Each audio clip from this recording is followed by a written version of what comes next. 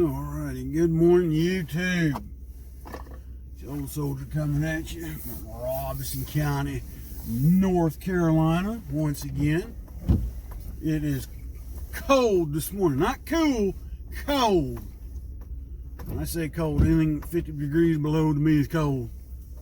Or 50 degrees lower is cold. And this morning it's like 50 out here when I checked. But that just means fall's getting here. So, anyhow, anyway, headed to work this fine morning. I have to apologize now for the bounciness.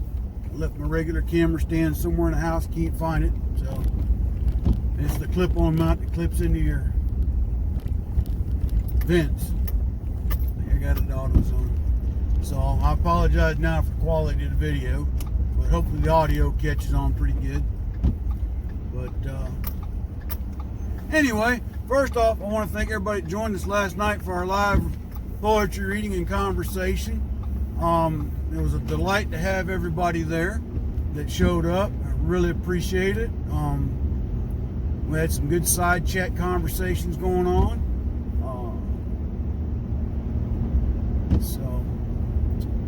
But yeah, a couple things to start off this morning's chat. Again, keep the family of Master Sergeant Allen in your prayers.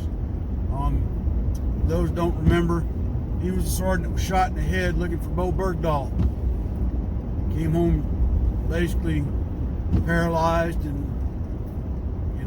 confined to a wheelchair the rest of his life. He passed away.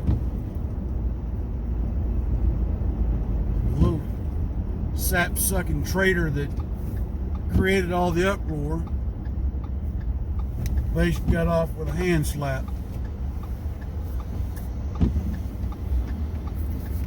So I wish that was one that they'd go back and get him and put him not in the prison but under it. That's just my own opinion.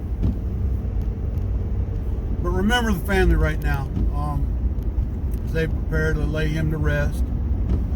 What I read online,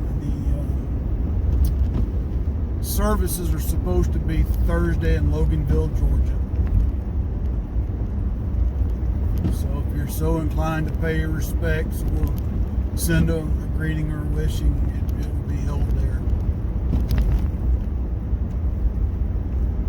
Other news, listening to where never remember his name because it's Adam Schiff. That piece of interesting work, to say it politely. Trying to have a closed door impeachment considerations right now. What I mean by that is he's starting to close the door on certain things of it, and thus voiding out any transparency to this whole thing. Part of his issue, problem is that,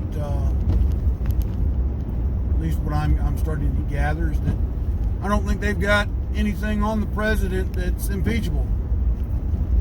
Maybe questionable, but not impeachable. And now they're at a point now that they have to, they've told their constituents, we're going to impeach him, we're going to impeach him, but yet everything that they're saying now, they don't need to interview the witness or have the witness testify because they got the transcript. Last time I checked, you might need to interview him or her for context. Then they, because it's from what I understand this morning, they were having a hearing in the House Senate Intelligence Committee, and a member of the House Judiciary Committee was sitting in there and was basically kicked out of the meeting.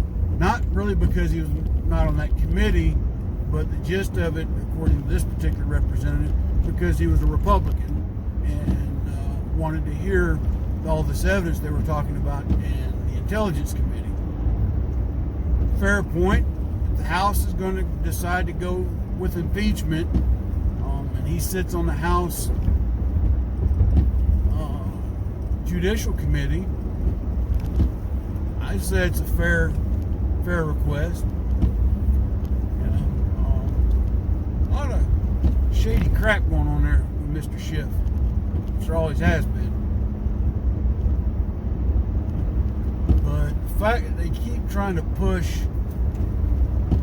this impeachment mess, and now, you know, it seems now the mess with Hunter Biden has come to light.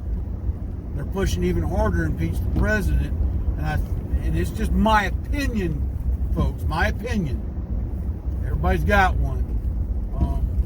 But my opinion is that there may be more that meets the eye with Hunter Biden and his daddy when he was the actual vice president than meets the eye.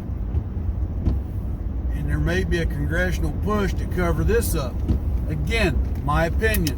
I have no fact in what I'm saying here. It's a speculation just based on my gut feeling on how they're handling all this.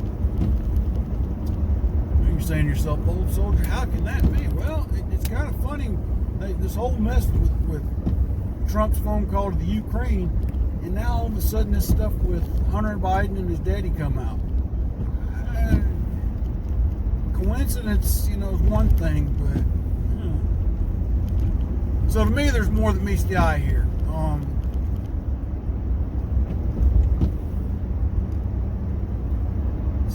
You know, what undue influence has been wrought? That's a good question, but I would dare say that Congress needs more focus on what the Bidens may or may not have done, and put more efforts into that than what they're trying to do with the sitting president right now. Because honestly, we're coming up almost 4 years now, and the Congress we got, to include the Congress that was in session when President Trump got elected, you know, House changed hands at the midterm. But the House we had before the midterm wasn't much better than the House we got now, because you got some rhinos, if that's what you want to call them, that are just as, let's just say they weren't very good at what they were supposed to be doing or what they were elected for either. There was only a handful during that time that was even worth their weight. Trey Gowdy, I think, was one of them. I think Trey Gowdy realized that he was cut out to be a prosecutor and not a politician. You know, he after his last term, he was done. He went back home. Honestly, I think that's who they should have brought up to become the Attorney General. No nonsense. No nonsense.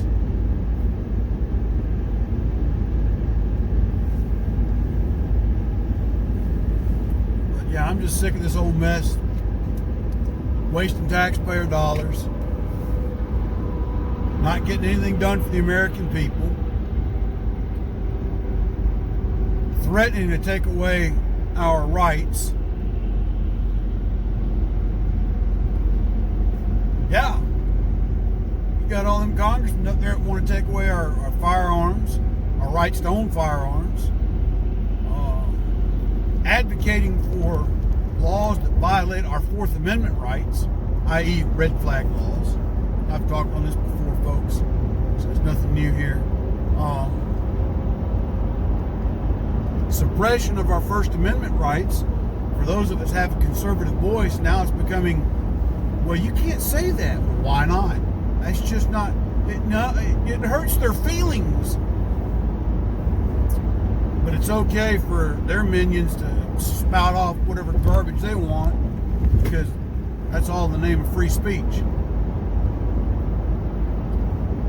What I'm talking about is specifically, you know, is the armed wing of the ultra-left liberal movement, Antifa, which is an oxymoron because they're acting just like fascists. You can't say that, old soldier. We're anti-fascist. Well, then, stop showing up at places and committing violent acts. Maybe the first step to prove to me you're anti-fascist. Instead of showing up and committing acts of violence, cowardly acts of violence, I might add, attacking people just because they wear a Trump hat, that's another thing that's got to stop. It's just a hat. If you don't like me because I support President Trump, so be it.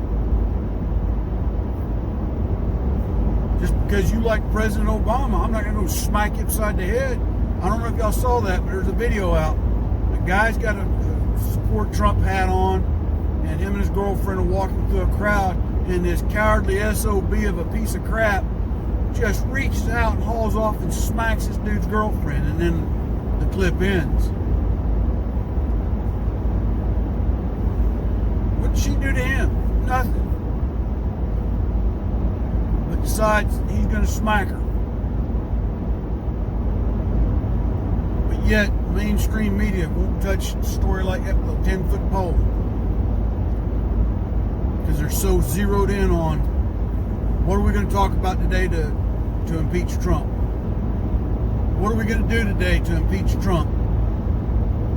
What can we do today to help Congress impeach Trump? That's all they want to talk about. That's all they want to do.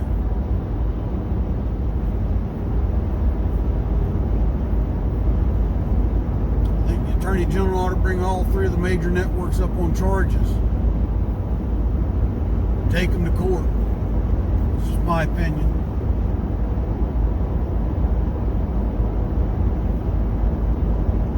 I think Antifa needs to be declared a full-blown terrorist organization and be hunted down like the cowardly dogs that they are.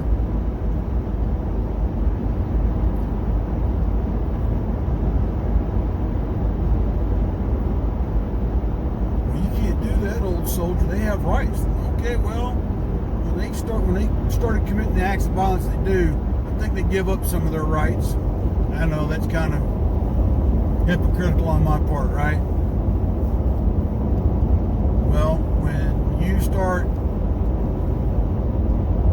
ignoring the law of the land and committing acts of violence on others based on your political beliefs, to me, you've basically surrendered your citizenship, because now you've become an enemy of the nation.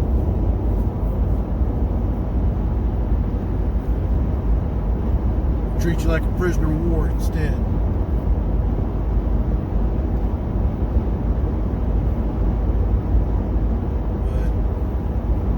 Groups that gather, they attack, they hit, it just,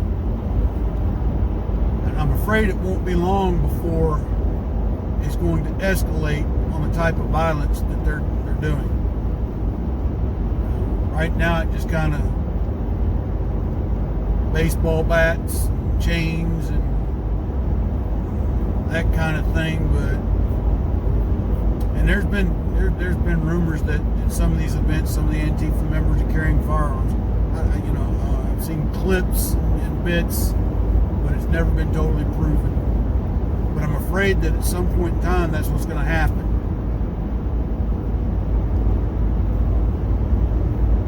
But go to the 1923 Beer Hall Putsch in Germany.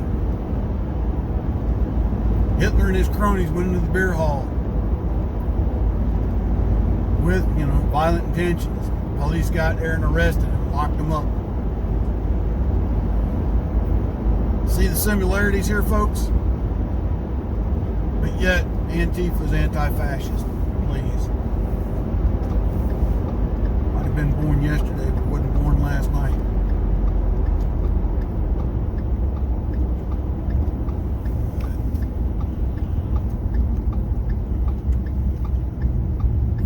Time we started fighting back and taking our nation back, folks.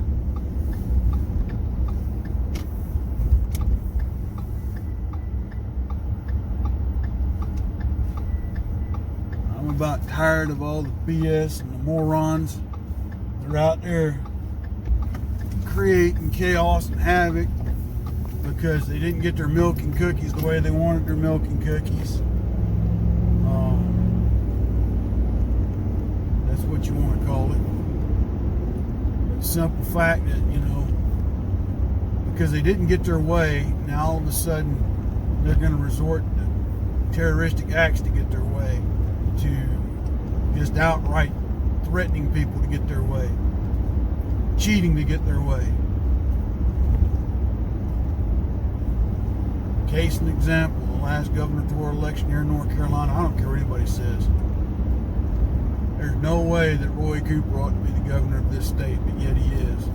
All because of 2 counties, last minute ballot schemes. Something didn't make sense there, because Pat McCrory was in the lead all the way up to that point in time. Now, somebody might call me out on this and call me a liar and all that, and that's fine. I don't care. I'm just speaking to my opinion of what I think happened. I think 2 or 3 counties up in that region, because there was phone calls and reports of voters being bused across county lines and voting in each one of those counties. That's why we need voter ID law in the state of North Carolina. And it needs to be a valid verification, not just some, here's my piece of paper where I pay a power bill at this address. No, it needs to be a photo ID.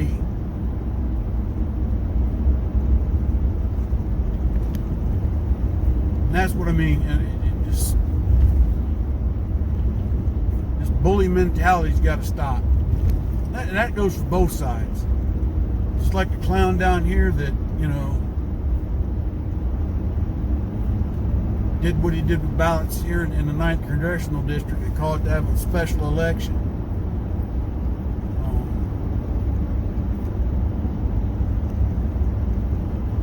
That dipstick.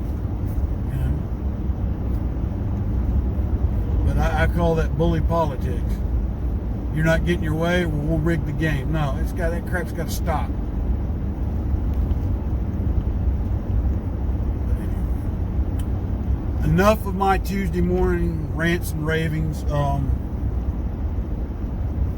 Just been watching this stuff in the news, and it's just aggravating. And I'll talk about one more thing, and that's Mr. Beto O'Rourke and his crap about if Christian churches don't allow or don't perform, if they will not. I don't want to phrase this. He was basically implying that if he becomes president and Christian churches that refuse to perform same-sex marriage ceremonies will lose their tax-exempt status. That's overreach of government, Mr. Beto O'Rourke, both of the executive power and of the legislative power. And you ought to know better. But because you're trying to build up your voter base, because you're, utterly lagging in your party's polls right now, you're trying to become relative by doing that. Beto, go back to Texas, go back and crawl under the rock where you came out of, go back to getting so drunk you pee your pants and those kinds of things. But whatever you do, don't pretend that you're an angel, because you ain't. Everybody knows you got a couple DUIs, you got charged with breaking and entering, that you had an alcohol and drinking problem when you were younger. So don't come out acting like you're an angel and you're a goody two shoes. Okay? Just putting it out there. But how dare you threaten the beliefs of God-fearing people that believe in the true and holy gospel.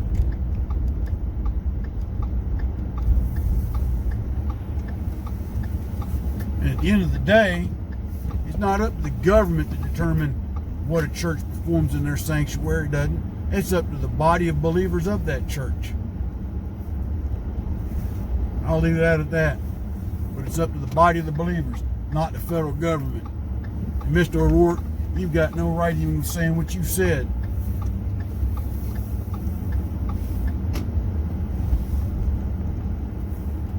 That's a violation of the Constitution.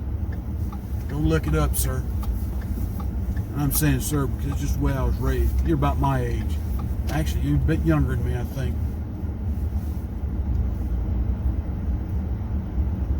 just need to grow up and act like an adult, not a spoiled brat. Anyway, folks, let me just stop. I'm aggravated and irritated by everything I've been watching. Shouldn't let it get to me like it does, but because I love this country so much, and the people of our country, the diversity of our country, and the fact that a handful of what I like to call tick-turd idiots are making a mockery of our nation, its laws, its values, its beliefs, all for whatever. A brave soldier passes this week, and I don't think anything outside of one or two news stations have covered it. Y'all be good today. God bless. Take care.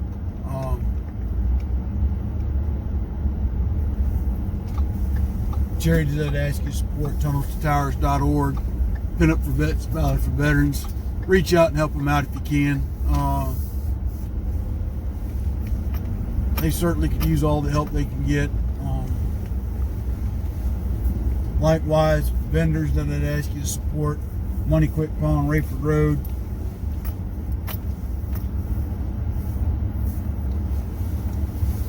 Robert's Custom Woodwork and Unsung Patriot.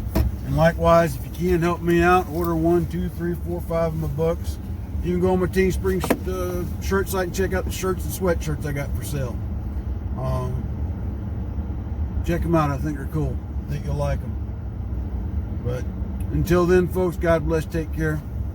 It's the Old Soldier out.